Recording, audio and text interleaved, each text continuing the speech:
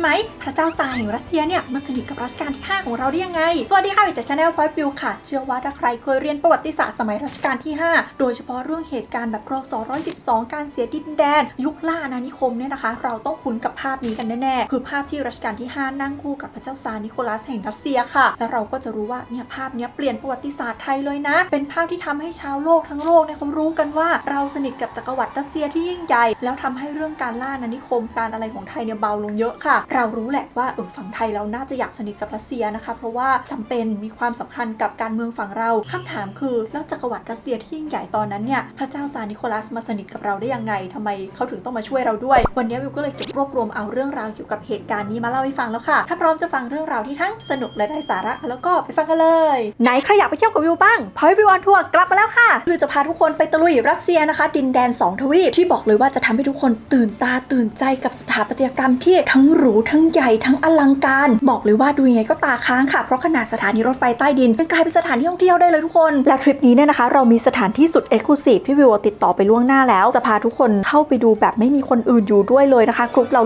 ล้วนๆแปลว่าถ่ายรูปปังมากนอกจากนี้นะคะทริปนี้เราเน้นกินหรูอยู่ดีค่ะนอนโรงแรมระดับที่เอาไว้ใช้ต้อนรับผู้นำประเทศเก็บมิชลินสตาร์แล้วก็มีร้านอาหารที่ดีที่สุดติดอันดับโลกหลายปีซ้อนด้วยนะคะจะไปเที่ยวกันแบบจุกๆเลยค่ะบอกเลยว่าทริปนี้สนุกมีสาระและอร่อยมากๆอยากไปรัสเซียฟังเรื่องราวที่ทั้งสนุกและได้สาระกับวิวณสถานที่จริงสามารถหาข้อมูลเพิ่มเติมได้ที่ www.pointviewontour.com ค่ะรีบติดต่อมานะช้าหมดอดค่ะเล่าเรื่องรูปนี้ให้ฟังแบบสั้นๆนะคะสำหรับใครที่อาจจะหลงลืมไปแล้วรูปนี้เป็นรูปที่รัชกาลที่5ถ่ายรูปกับพระเจ้าซาร์แห่งรัสเซียหรือว่าพระเจ้าซาร์นิโคลัสที่2นะคะถ่ายในขณะที่รัชกาลที่5เนี่ยเสด็จประพาสยุโรปครั้งที่1ก็คือไปหลายประเทศเลยค่ะและหนึ่งในนั้นก็คือไปประเทศรัสเซียนะคะซึ่งตอนนั้นเป็นจักรวรรดิรัสเซียที่ยิ่งใหญ่มากๆในยุโรปอยู่ค่ะในขณะที่พระองค์เสด็จประพาสรัสเซียเนี่ยนะคะเป็นช่วงเวลาหัวเลี้ยวหัวต่อของประวัติศาสตร์ไทยเพราะเป็นช่วงเวลาที่ฝั่งด้านซ้ายและด้านล่างของไทยเนี่ยนะคะอังกฤษแผ่อิทธิพลมายึดพม่าไปแล้วยึดทางมาลายูไปแล้วส่วนฝั่งขวาของไทยก็หนักหน่วงเหมือนกันฝรั่งเศสนี่จ่อมาทั้งทางเขมรทั้งทางลาวนะคะเราแค่รอเวลาว่า2ฝั่งเนี้ยใครจะมายึดไทยไปเป็นช่วงเวลาที่น่ากลัวมากๆดังนั้นการที่รัชกาลที่5เสด็จไปประพาสยุโรปเนี่ยแน่นอนว่าหวังผลทางการเมืองค่ะต้องการจะไปเปิดตัวกับชาวโลกว่าเราเป็นดินแดนสีวิไลซ์นะคุณจะมาใช้เหตุผลว่าเราเป็นบ้านป่าเมืองเถื่อนในการยึดประเทศเราไม่ได้แล้วยิ่งภาพเนี้ยที่ไปถ่ายคู่กับจักรวรรดิรัสเซียเนี่ยนะคะก็ยิ่งเป็นการแสดงให้ชาวโลกเห็นเลยว่าเฮ้ยเราสนิทกับพระเจ้าซาร์ของรัสเซียที่ยิ่งใหญ่นะเป็นการคานอำนาจก็จะทำให้ฝั่งอังกฤษกับฝรั่งเศสเนี่ยรู้สึกเกรงใจเราขึ้นมาแล้วภาพนี้คือภาพที่เขาไปตีพิมพ์ในหนังสือพิมพ์ทั่วยุโรปในตอนนั้นเลยนะคะดังนั้นทุกคนในยุโรปก็คือ Grand Opening รู้จักแล้วประเทศสยามเป็นอย่างนี้สยามนั่งเท่าเทียมกับพระเจ้าซาร์แห่งรัสเซียเลยดังนั้นการไปนั่งคู่กันกับพระเจ้าซาร์ครั้งนั้นเนี่ยก็ถือว่าเป็นก้าวสำคัญในประวัติศาสตร์ไทยมากๆค่ะประเด็นคือระดับผู้นำรัฐต่อรัฐเนี่ยไปถ่ายรูปร่วมกันมันไม่ใช่แบบทุกวันนี้เราเจอดาราแล้วไปขอเซลฟี่แล้วบอกว่ารู้จักกันได้นะการจะไปนั่งถ่ายรูปคู่กันแบบเนี้ยนี่คือเรื่องใหญ่นี่คือ movement ทางการทูตที่ฝั่งเราได้ประโยชน์ฝั่งนั้นก็ต้องยอมด้วยนะคะที่จะให้เรามานั่งคู่ถ่ายรูปด้วยแบบนี้แล้วส่งไปตีพิมพ์ทั่วยุโรปเพราะมันมีนัยยะทางการเมืองอย่างหนักหน่วงแบบที่วิวเล่าไปนี่แหละประเด็นคือทำไมเขาถึงยอมให้เราถ่ายไปสนิทกันมาตั้งแต่เมื่อไหร่แค่ไปเยี่ยมเยียนประเทศถือว่าเป็นเพื่อนสนิทกันได้เลยเหรออันนี้ก็ต้องบอกว่าไม่ใช่ค่ะเหตุการณ์เนี้ยมันไม่ได้เพิ่งเริ่มณวันที่รัชกาลที่5เสด็จไปประพาสรัสเซียไม่ได้เพิ่งเริ่มตอนที่แบบกดถ่ายรูปแชะแต่ว่ามิตรภาพระหว่างไทยกับรัสเซียในตอนนั้นเนี่ยนะคะมันมาตั้งแต่สมัยที่พระเจ้าซาร์นิโคลัสเนี่ยยังเป็นมกุฎราชกุมารยังไม่ได้ขึ้นครองราชย์ด้วยซ้ำค่ะรัชกาลที่5กับพระเจ้าซาร์เคยเจอกันมาก่อนแล้วนะคะและในการเจอครั้งแรกเนี่ยนะคะก็ไม่ใช่ว่าฝั่งเราเดินทางไปหาเขาด้วยนะแต่มกุฎราชกุมารแห่งรัสเซียตอนนั้นเนี่ยเสด็จมาเยือนสยามค่ะทุกคนส่วนจะมาได้ยังไงเนี่ยนะคะบังเอิญค่ะจังหวะเราถือว่าเป็นจังหวะดีมากเพราะว่าถ้าไปดูประวัติศาสตร์ในฝั่งรัสเซียเนี่ยช่วงนั้นเนี่ยคนที่ปกครองรัสเซียอยู่คือซาร์อเล็กซานเดอร์ที่3ใช่ไหมคะซึ่งเป็นพ่อของซาร์นิโคลัสที่2ซาร์อเล็กซานเดอร์ที่3เรียกซาร์คนพ่อแล้วกันซาร์คนพ่อเนี่ยเขามีความคิดว่าอยากจะให้ลูกชายตัวเองเนี่ยได้ออกเดินทางเรียนรู้วัฒนธรรมต่างๆมากมายค่ะเพราะว่ารัสเซียเนี่ยถือว่าเป็นจักรวรรดิที่ใหญ่มากแล้วก็ปกครองคนหลากหลายกลุ่มประกอบกับมันก็มีความสัมพันธ์ด้านการทูตความสัมพันธ์กับหลายต่อหลายประเทศนะคนที่จะขึ้นมาเป็นกษัตริย์องค์ถัดไปก็ควรจะเรียนรู้วัฒนธรรมที่หลากหลายควรจะไปสนิทกับชาตินั้นชาตินี้ดังนั้นซาร์คนพ่อเนี่ยนะคะก็มีนโยบายบอกว่าให้ลูกเนี่ยออกเดินทางเลยไปเยี่ยมประ ประเทศทางตะวันออกทั้งหลายเพราะว่าช่วงนั้นน่ะมันเป็นช่วงเวลาที่เขาเปิดทางรถไฟสายทรานไซบีเรียพอดีทางรถไฟสายทรานไซบีเรียเนี่ยนะคะเป็นทางรถไฟสายยาวค่ะที่เชื่อมจากรัสเซียตรงฝั่งที่แบบเป็นพวกเซนต์ปีเตอร์เบิร์กเนี่ยมาทางตะวันออกนะคะมาทางไซบีเรียทางอะไรดังนั้นนี่เป็นทางรถไฟสายสำคัญที่ทุกวันนี้เนี่ยก็ยังมีหลายคนที่มีความคาดหวังว่าอยากจะนั่งรถไฟสายทรานไซบีเรียจังเลยเพราะว่ามันผ่านหลายภูมิภาคนะแล้วนึกภาพตอนนั้นที่เขากำลังจะเปิดเรื่องนี้คือเรื่องยิ่งใหญ่มากเพราะว่ารัสเซียเนี่ยจะอาศัยทางรถไฟสายทรานไซบีเรียทำ2อย่าง1เลยคือเปิดการค้ากับ2คือต้องการจะแผ่กระจายอำนาจมาทางตะวันออกให้มากขึ้นนะคะดังนั้นพอมีเป้าหมายแบบนี้ปุ๊บก็เอาเลยเหมาะเจาะทุกอย่างแล้วส่งมกุฎราชกุมารออกเดินทางเลยจ้ะมกุฎราชกุมารตอนนั้นนะคะก็ออกเดินทางทางบกก่อนไปเยี่ยมยุโรปหลายๆประเทศเสร็จแล้วก็ค่อยๆไ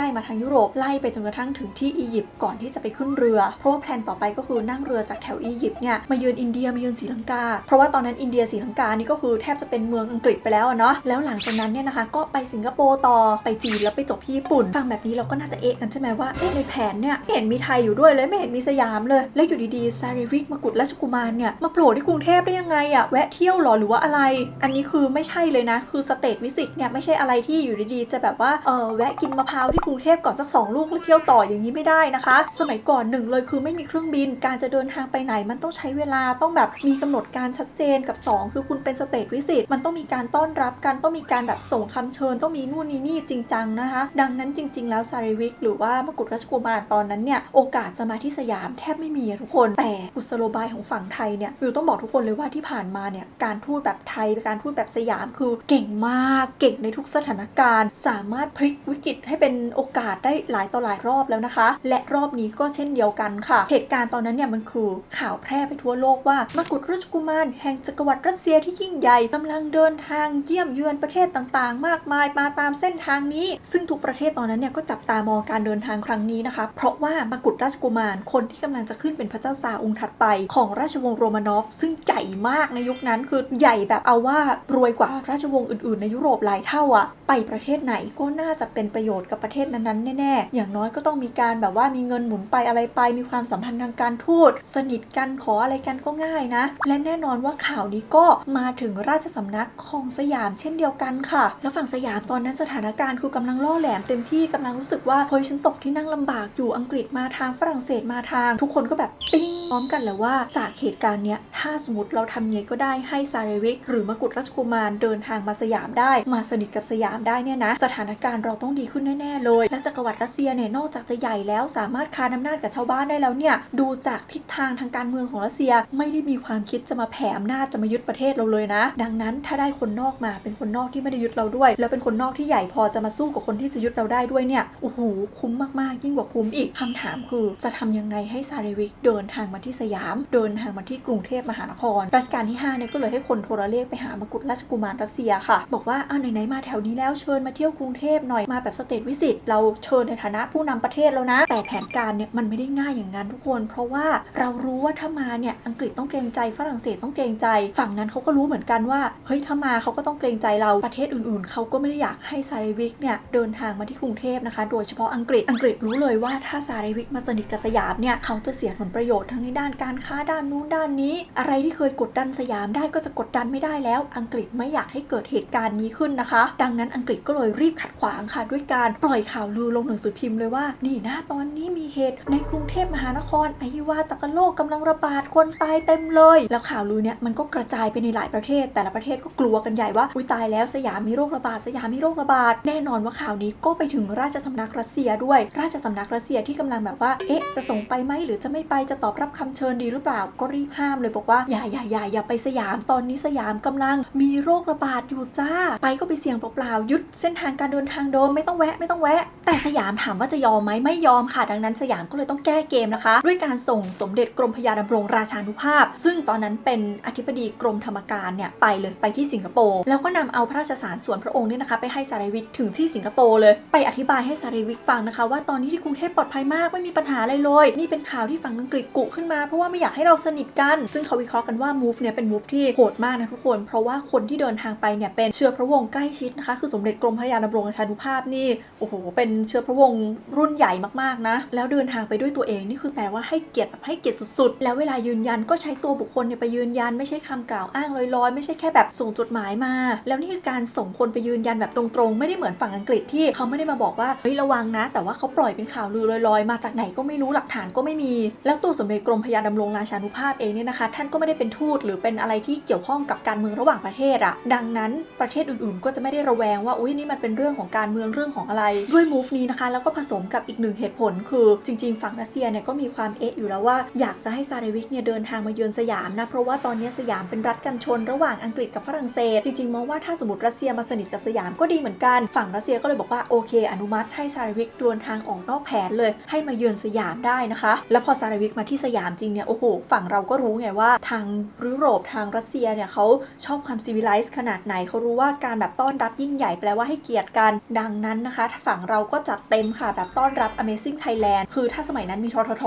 ต้องขนมาทั้งแบบทุกหน่วยงานเอามารุมกันตรงนั้นน่ะรอบนั้นเราจัดการต้อนรับแบบยิ่งใหญ่มากจริงๆทำให้ตัวซาเรวิกเองรวมถึงผู้ติดตามทุกคนคือประทับใจหมดเลยนะคะเราจัดใหญ่ถึงขนาดที่ว่าฝั่งสยามเองเนี่ยนะคะเกิดเป็นวลีติดปากกันเป็นสำนวนกันไปเลยเวลามีงานใหญ่ๆอะไรที่ไหนเขาก็จะล้อกันว่าโอ้โหเธอจัดใหญ่อย่างกับต้อนรับซาเรวิกหรือบางทีก็ใช้สำนวนประมาณว่าอุ้ยอย่างกับซาเนี่ยอะไรอย่างนี้ประมาณว่าเธอเล่นใหญ่นะคำว่าคือเล่นใหญ่สมัยนั้นคืออย่างกับซาเรวิกนะคะฝั่งรัสเซียเนี่ยมีเขียนรายงานเอาไว้เลยนะคะบอกว่าประทับใจมาก2ฝั่งแม่น้ำของที่บางกอกเนี่ยสวยงามอย่างกับภาพวาดแล้วก็เต็มไปด้วยชาวสยามที่มาต้อนรับกันแบบแน่นขนาดไปหมดพอเรือเทียบท่าปุ๊บก็มีการยิงปืนใหญ่ยิงสลุดแบบต้อนรับยิ่งใหญ่มากๆพอกษัตริย์สยามได้เจอกับมกุฎราชกุมารของรัสเซียก็เชิญไปประทับที่พระบรมมหาราชวังแล้วก็พระราชทานเครื่องราชอิสริยาภรณ์ชั้นสูงสุดจักรีเนี่ยให้ไปเลยนะคะถือว่าเป็นการให้เกียรติแขกบ้านแขกเมืองแบบถึงเลเวลสุดที่ประทับก็จัดอย่างดีถวายการดูแลอย่างดีคือทุกอย่างเพอร์เฟกต์นิ่งเงียบเป๊ะเลยเราคิดดูภาพของซาเรวิกที่มารู้สึกว่าโอ้โหในราชสำนักก็ต้อนรับดีขนาดนี้แถมชาวบ้านร้านตลาดก็มาต้อนรับกันแบบเขาบอกว่าแน่นขนาดมีชาวบ้านสยามเนี่ยประมาณ10,000 กว่าคนนะคะมารอต้อนรับซาเรวิกหน้าพระบรมมหาราชวังแล้วแต่ละคนนี่ก็หอบของกันมาหอบผักหอบผลไม้หอบผ้าหอบพัดหรือแม้กระทั่งพวกสัตว์ปีกเนี่ยเอามาเพื่อที่ว่าอยากจะถวายให้กับซาเรวิกดังนั้นทั้งตัวซาเรวิกเจ้าชายนิโคลัสเองเนี่ยรวมถึงผู้ติดตามทุกคนคือประทับใจมากแบบรู้สึกว่านี่เป็นการต้อนรับที่อบอุ่นสุดๆคือถึงแม้ตรงชาวบ้านเนี่ยจะไม่ได้แบบหวือหวาใหญ่โตเหมือนในราชสำนัก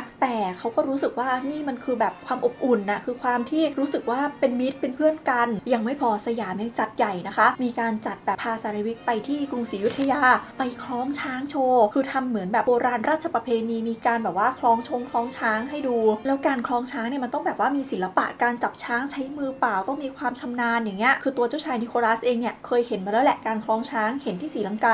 าจัดโชว์ไปแล้วรอบนึงแต่ตอนนั้นน่ะศรีลังกาคล้องช้าง9 ตัวโชว์นะคะฝั่งไทยบอกโอ้ย9 ตัวเบสิกฉันจัดให้เลยจ้ะช้างป่า300 ตัวคือนึกภาพช้างป่า300 ตัวทุกคนกับฝรั่งที่มาจากรัสเซียแล้วไม่มีช้างอ่ะเห็นน่าจะตาแตกนะคะทุกวันนี้ขนาดฝรั่งไปเที่ยวแค่ปางช้างเห็นไม่กี่ตัวก็ตะลึงไปแล้วอ่ะและยังไม่พอนะอันนี้มีข่าวลือเน้นคำว่าเป็นข่าวลือนะคะว่าในการคล้องช้างครั้งนั้นเนี่ยรัชกาลที่5ก็ทรงคล้องลูกช้างป่าเนี่ยถวายซาเรวิกด้วยแต่ว่าตอนนั้นน่ะลูกช้างป่าก็คือมีซีนอารมณ์เอางวงเกาะเกี่ยวกับแม่ตัวเองร้องวีดประมาณว่าไม่ไปฉันไม่ไปรัสเซียแม่ก็มีความแบบฟาดงาแบบอย่าเอาลูกฉันไปซีนกับเรื่องดัมโบ้อะว่ากันว่ารอบนั้นนะคะซาเรวิกถึงขั้นถอดแหวนมรกตจากมือตัวเองเนี่ยขอซื้อชีวิตลูกช้างเลยบอกว่าไม่ต้องเอาไปเอาไว้กับแม่นั่นแหละดีแล้วแต่เรื่องลูกช้างแม่ช้างเนี่ยไม่ได้เจอหลักฐานอะไรทางประวัติศาสตร์เนาะมีแค่หลักฐานเรื่องการคล้องช้างนะคะที่เป็นการแสดงโชว์ครั้งยิ่งใหญ่300 เชือกนั้นค่ะยังไม่พอนะคะเรื่องที่เขาลือกันในการแบบเสด็จเยือนสยามครั้งนั้นเนี่ยยังมีอีกเรื่องนึงที่คนชอบเล่ากันบ่อยมากแต่ว่าไม่ได้มีหลักฐานทางประวัติศาสตร์นะแต่ขอเล่าไว้ตรงนี้แล้วกันก็คือหลังจากที่มาเยือนกันเนี่ย2 ฝั่งก็คือคุยกันแล้วก็สนิทสนมกันพอสมควรนะคะดังนั้นมันก็มีเคสที่แบบมีการพูดเล่นกันคือรัชกาลที่5เนี่ยบอกซาเรวิกประมาณว่าเนี่ยเราสนิทกันมากเลยอยากได้อะไรในสยามบอกนะขอได้เลยปรากฏซาเรวิกบอกขอพระแก้วมรกตได้ไหมรัชกาลที่5ตอนนั้นนะคะก็เลยตอบไปว่าได้ให้คือไม่ได้อยากให้แต่ว่าก็โอเคปากไปแล้วกษัตริย์ปัดไม่คืนคำให้เลยแต่ว่าพอให้เสร็จก็ไม่ได้ให้เปล่าๆนะคะเป็นการโชว์กึศเล็กน้อยด้วยการบอกว่า ตอนเนี้ยท่านขออะไรฉันก็ให้ฉันขอคืนอย่างนึงได้ไหมฝั่งซาริวิกบอกได้รัชกาลที่5เลยบอกว่าขอพระแก้วมรกตคืนค่ะคนก็เลยชอบลือกันบอกว่าเนี่ยรู้ไหมพระแก้วมรกตเคยไปเป็นของรัสเซียอยู่แวบนึงนะก็คือเหตุการณ์นี้นะคะแต่ว่าไม่ได้มีบันทึกหลักฐานในประวัติศาสตร์อะไรขนาดนั้นนะก็เป็นข่าวเล่าข่าวลือกันแต่ใดๆก็ตามเขาก็บอกว่าเนี่ยระหว่างเจ้าชายนิโคลัสกับรัชกาลที่5เนี่ยคุยเล่นอะไรกันอย่างนี้แหละก็เลยสนิทกันกลายเป็นว่าถูกอัธยาศัยใจคอกันตั้งแต่รอบนั้นนะคะถึงขนาดที่เขาว่ากันว่าเจ้าชายนิโคลัสเนี่ยออกปากบ่อยๆเลยว่าไปมากี่ประเทศเนี่ยนะไม่มีที่ไหนต้อนรับได้อบอุ่นเท่าที่สยามอีกเลยนะคะแล้วก็แอบกระซิบนิดนึงว่าอาจจะเพราะว่าหลังจากออกจากสยามไปเนี่ยเดินทางต่อไปพอไปถึงญี่ปุ่นไปโดนรอบสังหารด้วยนะคะแต่ว่าไม่สำเร็จก็คือบาดเจ็บหนักเลยเนี่ยจนถึงขั้นต้องแบบว่าจบทริปแล้วก็กลับรัสเซียไปรักษาตัวเลยเนี่ยนะคะยิ่งอาจจะทำให้รู้สึกว่าการมาสยามเนี่ยปลอดภัยแล้วก็อบอุ่นมากๆค่ะใดๆก็ตามการเสด็จเยือนสยามครั้งนั้นของซาริวิกก็จบไปนะตัดภาพมาหลายปีถัดมานะคะฝั่งสยามเองเนี่ยต่อให้มีซาริวิกมาที่สยามแล้วนะแต่ว่าสถานการณ์เราก็ยังไม่ได้ปลอดภัยอะไรขนาดนั้นเพราะว่าหลังจากนั้นเนี่ยเราก็เจอกับรศ112ไปคือเหตุการณ์ซาริวิกมาเยือนเนี่ยเป็นเหตุการณ์ก่อนรศ112นะคะเหตุการณ์นี้เป็นเหตุการณ์ที่วิวเคยเล่าไว้แล้วในคลิปหนึ่งดังนั้นขอไม่ย้อนในคลิปนี้เนาะแต่เอาว่าพอเกิดเหตุการณ์รศ112ไปมีการเสียดินแดนมีการอะไรฝั่งสยามก็เริ่มรู้สึกแล้วว่าเฮ้ยเราอยู่เฉยไม่ได้ละเราต้องมีคนช่วยเราแล้วแหละเราต้องสานสัมพันธ์กับชาติอื่นๆในยุโรปตอนนั้นนะคะพระบาทสมเด็จพระจุลจอมเกล้าเจ้าอยู่หัวรัชกาลที่5ก็เลยตัดสินพระทัยว่าจะต้องเสด็จไปประพาสยุโรปแล้วแหละก็เลยไปนะคะในปีพุทธศักราชที่2440หรือตรงกับคริสต์ศักราชที่1897ค่ะและแน่นอนว่าพอข่าวนี้ไปถึงที่รัสเซียนะคะตอนนั้นซาริวิกหรือว่าเจ้าชายนิโคลัสขึ้นปกครองเป็นซาร์แห่งรัสเซียและเป็นพระเจ้าซาร์นิโคลัสที่2พระองค์ก็อยากจะตอบแทนสิ่งที่สยามต้อนรับเอาไว้อย่างยิ่งใหญ่ก็เลยเชิญรัชกาลที่5เนี่ยบอกว่าให้เสด็จไปที่รัสเซียด้วยแล้วในการเสด็จประพาสรัสเซียครั้งนั้นของรัชกาลที่5นะคะบอกเลยว่าฝั่งรัสเซียต้อนรับยิ่งใหญ่ไม่แพ้กันเลยมีตั้งแต่แบบเอารถไฟส่วนตัวของพระเจ้าซาร์มารับนะเดินทางมาจากแบบว่าประเทศอื่นในยุโรปเพราะว่าต้องไปขึ้นเรืออ้อมไปทางนั้นใช่ไหมคะเอารถไฟส่วนตัวของพระเจ้าซาร์ที่ยิ่งใหญ่อย่างกับพระราชวังเนี่ยมารับเลยเข้ามาถึงเซนต์ปีเตอร์เบิร์กก็มีการต้อนรับอย่างยิ่งใหญ่พระเจ้าซาร์ออกมาต้อนรับจัดพระราชวังปีเตอร์ฮอฟซึ่งเป็นพระราชวังฤดูร้อนที่แบบสวยสุดๆเนี่ยให้เป็นที่ประทับของรัชกาลที่5ส่วนตัวพระเจ้าซาร์เองไปอยู่วังอื่นพวกประชาชนชาวรัสเซียเองก็ออกมาต้อนรับกันแบบแน่นมากว่ากันว่าตอนที่รัชกาลที่5อยู่ที่รัสเซียเนี่ยนะคะระหว่างที่ประทับอยู่ที่นั่นเนี่ยกษัตริย์2ประเทศคือดูสนิทกันมากแบบที่ปกติเวลาประมุขประเทศเจอกันเนี่ยเขาไม่ได้ดูสนิทกันขนาดนี้ส่วนใหญ่เขาก็จะอยู่กันแบบเป็นทางการ2พระองค์นี่คือคุยเล่นกันตลอดเวลาเดี๋ยวก็จัดงานเลี้ยงเดี๋ยวก็นู่นนี่คือถ้าไปอ่านบันทึกเสด็จประพาสยุโรปครั้งที่1ของรัชกาลที่5นะจะเห็นว่าโปรแกรมแน่นมากเดี๋ยวจัดให้ไปเที่ยวนั่นจัดให้ไปเที่ยวนี่เดี๋ยวแป๊บซามาหาละมาหาเสร็จให้พักแป๊บนึงเดี๋ยวซามาหาอีกรอบคือมาหาเช้ากลางวันเย็นมาหาแบบมาหาตลอดเวลาคือถึงขั้นที่เวลาข้าราชบริพารของทั้ง2ฝั่งอยากจะคุยงานต้องหาจังหวะนะคะเพราะว่ารัชกาลที่5กับซาร์นิโคลัสคืออยู่ด้วยกันตลอดเวลาเลยแทบจะแบบเป็นพี่น้องแท้ๆกันแล้วด้วยซ้ำแล้วแม่ของพระเจ้าซาร์นิโคลัสที่2เนี่ยก็เหมือนคุยเหมือนกับจะรับรัชกาลที่5เป็นลูกบุญธรรมไปแล้วประมาณว่านับทุกคนเป็นพี่น้องกันคือเรียกเป็นลูกดังนั้นเนี่ยนะคะตอนที่พระองค์ประทับอยู่ที่เซนต์ปีเตอร์เบิร์กเนี่ยวันหนึ่งในช่วงเลี้ยงอาหารค่ำตอนที่รัชกาลที่5ปรารภขึ้นมากับซาร์นิโคลัสบอกว่าเนี่ยตอนนี้หนักใจมากเลยนะที่สยามมีปัญหากับอังกฤษมีปัญหากับฝรั่งเศสซาร์นิโคลัสเลยบอกว่าเอาอย่างนี้เดี๋ยวพรุ่งนี้มาตรงนี้เลยจัดถ่ายรูปกันก็เลยมีการจัดพื้นที่ในพระราชวังปีเตอร์ฮอฟนะคะจัดปึ๊บปั๊บแล้วก็จัดถ่ายรูปคู่กันเลยค่ะกลายเป็นรูปที่เราเห็นคุ้นเคยกันดีนะคะที่เราบอกว่าเป็นรูปที่เปลี่ยนประวัติศาสตร์ไทยแล้วหลังจากถ่ายรูปนั้นก็ไม่ใช่เก็บไว้เฉยๆนะคะซาร์นิโคลัสเนี่ยสั่งเลยบอกว่าให้เอารูปนี้ไปตีพิมพ์ในหนังสือพิมพ์ทั่วยุโรปแถมยังเขียนกำกับในภาพอีกค่ะบอกว่าสยามเป็นประเทศที่กำลังพัฒนาหาใช่ประเทศล้าหลังซึ่งมหาประเทศจะอาศัยเป็นมูลเหตุเข้ายึดครองไม่ได้ก็คือเหมือนประกาศกล้าวเลยบอกว่าเฮ้ยไม่ใช่นะนี่ประเทศพี่น้องฉันเป็นประเทศที่เขาอยู่ในขั้นตอนการพัฒนาเขาไม่ได้ล้าหลังขนาดที่เธอจะต้องไปช่วยเขาไม่ต้องไปยึดเขานะแล้วทันทีที่ภาพนี้ออกไปเนี่ยก็เหมือนกับที่เราได้เรียนกันนี่แหละค่ะประวัติศาสตร์ก็พลิกเลยเพราะว่าฝั่งฝรั่งเศสก็ต้องค่อยๆถอยแบบยุติการรุกรานสยามเพราะว่าเดี๋ยวมีปัญหากับรัสเซียส่วนมหาอำนาจยุโรปอื่นๆที่เคยแบบคุกคามก็หยุดเหมือนกันนะคะและยังไม่พอนะซาร์นิโคลัสที่2ยังส่งทูตคนสำคัญที่สุดของพระองค์เลยก็คืออเล็กซานเดอร์โอรารอฟสกี้เนี่ยมาเป็นทูตประจำอยู่ที่กรุงเทพมหานครมาตั้งกงสุลใหญ่อยู่ที่สยามนะคะส่วนสยามเองก็ตั้งกงสุลใหญ่อยู่ที่รัสเซียแล้วก็ส่งทูตไปประจำเหมือนกันซึ่งทูตรัสเซียคนแรกในสยามนี่แหละเป็นคนที่ไปไกล่เกลี่ยกับฝรั่งเศสให้เราแล้วก็เป็นคนโน้มน้าวให้ฝรั่งเศสเนี่ยคืนจันทบุรีให้กับสยามด้วยค่ะแต่ถ้าถามว่ารัสเซียช่วยเปล่าๆเลยหรือเปล่าแบบไม่ได้มีผลประโยชน์อะไรด้วยสยามได้ประโยชน์ฝั่งเดียวหรือเปล่าอันนี้ก็ต้องบอกว่าไม่ใช่นะคะเพราะว่าเรื่องความสนิทก็ส่วนหนึ่งแต่ว่าระดับผู้นำประเทศนะจะทำอะไรก็ต้องนึกถึงผลประโยชน์ของประเทศเหมือนกันฝั่งรัสเซียที่มาช่วยสยามก็ได้ประโยชน์เหมือนกันค่ะเพราะว่าตอนนั้นเนี่ยนะคะอังกฤษกับรัสเซียเนี่ยเขากำลังแข่งขันกันล่าอาณานิคมอยู่เหมือนกันที่เขาเรียกว่า The Great Game คือใครจะมีอำนาจเหนือแถวเปอร์เซียกับแถวเอเชีย ชียกลางนะทีนี้อังกฤษก็พยายามกันรัสเซียทุกอย่างเลยนะคะประมาณว่าอย่าเข้ามาเพราะเชื่อว่าทางอินเดียเนี่ยกำลังเป็นบ่อเงินบ่อทองของตัวเองถ้าสมมติว่ารัสเซียเข้ามาแถวเปอร์เซียได้เข้ามาแถวเอเชียกลางได้เดี๋ยวรัสเซียจะวกมาเข้าอินเดียด้วยดังนั้นการที่รัสเซียเนี่ยยื่นมือมาช่วยสยามก็เหมือนการแบบว่าตัดกำลังอังกฤษไปส่วนหนึ่งไม่ให้อังกฤษเข้ามายุ่งกับสยามได้ค่ะเหมือนขัดแข้งขัดขากับคนที่กำลังแข่งกับตัวเองอยู่ส่วนกับฝรั่งเศสเนี่ยนะคะตอนนั้นรัสเซียเนี่ยเป็นพันธมิตรกันอยู่แล้วทีนี้ทั้งฝรั่งเศสทั้งรัสเซียจุดมุ่งหมายก็คือเหมือนกันคือต้องการกันอำนาจอังกฤษออกไปดังนั้นรัสเซียก็มองว่าอ้าวจริงๆที่จะมายึดสยามเนี่ยก็เพราะว่าอยากกันอังกฤษออกดังนั้นเจรจากันได้ไม่น่ามีปัญหานะคะพูดง่ายๆก็คือฝั่งรัสเซียเนี่ยก็มองว่าการทำให้สยามกลายเป็นรัฐกันชนเนี่ยเป็นประโยชน์กับรัสเซียเต็มๆเลยแหละให้เป็นรัฐกันชนต่อไปแบบนี้แหละไม่มีใครเสียผลประโยชน์เพราะว่าตัวรัสเซียเองก็ไม่ได้อยากมายุ่งอะไรแถวนี้ค่ะใดๆก็ตามนะคะความสัมพันธ์ระหว่างราชสำนักรัสเซียกับราชสำนักของฝั่งสยามเนี่ยก็ดำเนินต่อมาค่ะจนถึงขั้นที่ว่าในตอนที่รัชกาลที่6ขึ้นครองราชย์เนี่ยฝั่งรัสเซียเนี่ยก็มีการส่งเรือรบแล้วก็มีเจ้านายชั้นสูงเนี่ยนะคะเดินทางมาเข้าร่วมงานด้วยอะไรด้วยคือสนิทกันต่อมาค่ะดังนั้นหลังจากนั้นนะคะเมื่อเกิดการปฏิวัติของแบบฝั่งบอลเชวิกอะไรล้มล้างราชวงศ์โรมานอฟเนี่ยฝั่งสยามเราก็ตกใจมากเหมือนกันเพราะหนึ่งเลยคือโอเคเราไม่ได้อยู่ในสมัยรัชกาลที่5แล้วเราข้ามมาสมัยรัชกาลที่6แล้วแต่เราก็เคยสนิทสนมกันมาไงรัชกาลที่6ก็เคยเจอกับซาร์นิโคลัสเหมือนกันแล้วตอนนั้นน่ะเราแทบจะนับว่ารัสเซียเป็นมหาอำนาจเดียวเลยที่จริงใจกับไทยนะคะแล้วเราก็ปกครองด้วยระบอบกษัตริย์เหมือนกันโศกนาฏกรรมที่เกิดกับราชวงศ์โรมานอฟเลยเป็นอะไรที่ทำให้ฝั่งสยามเนี่ยรับไม่ได้สุดๆค่ะเราก็เลยตัดความสัมพันธ์กับโซเวียตอะไรไปเลยไม่ได้ติดต่อกันอีกมายาวๆ30 ปีเลยนะคะกว่าจะมาสถาปนาความสัมพันธ์ใหม่กันขึ้นมาก็ต้องช่วงแบบปี 1948 หรือตรงกับพุทธศักราช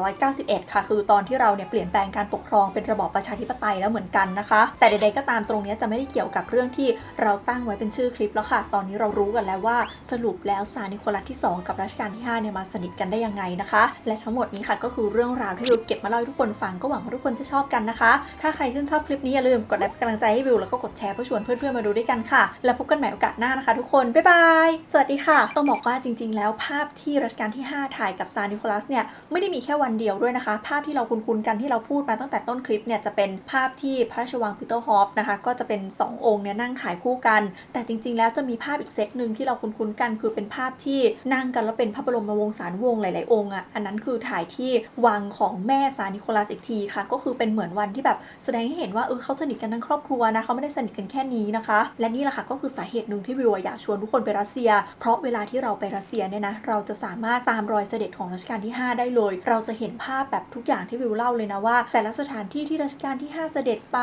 ตรงนั้นตรงนี้ตรงนู้นของที่รัชกาลที่5ได้ไปทอดพระเนตรเนี่ยมันยังอยู่ที่เดิมเลยทุกคนคือแทบจะเห็นได้ทุกอย่างเลยนะคะถ้าใครไปกับวิวเดี๋ยววิวชี้ให้ดูค่ะว่าตรงไหนอะไรยังไงบ้างนะคะวันนี้ลาไปก่อนแล้วกันค่ะทุกคนบ๊ายบายสวัสดีค่ะ